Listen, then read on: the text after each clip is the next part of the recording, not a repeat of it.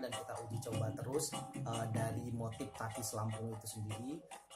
Karena motif tapis Lampung itu kan banyak banget, jadi kita uji coba ini motif ini cocoknya jadi bentuk bunga apa. Kayak ini misalnya sasap kecil kita bikin jadi kelopak bunga mawar seperti ini.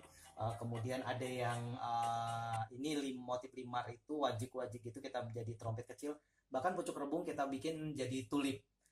Karena kita ngincer begini sih, visi kita ke depan sih biar ada ekspor dari Lampung, yang material tapis Lampung, tapi untuk ke home decoration. Karena menurut Ical dari pengalaman beberapa kali kita pameran baik di lokal maupun di luar negeri, itu home decoration dan home tools itu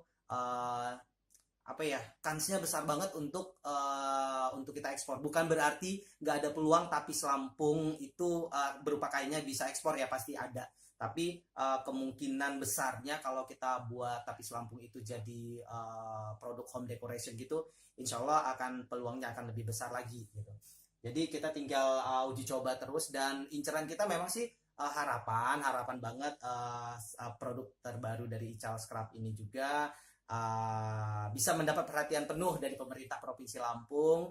Kan lucu nih, di perkantoran gitu ya, ada home dekornya, dekorasinya bunga tapis Lampung. Jadi selama ini mungkin ada wall decoration, hiasan dinding atau ukiran ada, tapi akan lebih oke kalau mungkin di meja-meja perkantoran ada bunga tapis Lampung. Alhamdulillah sih beberapa kantor sudah, kayak BUMN juga sudah ada beberapa, dan perhotelan nih satu lagi harapan buat PHRI juga bisa melirik produk Ical Scrap yang terakhir ini. Selain tetap sih Ical konsisten juga dengan aksesoris, produk-produk yang lain, dengan tetap mengangkat khasanah seni budaya Lampung dengan konsep etnik modern itu tadi.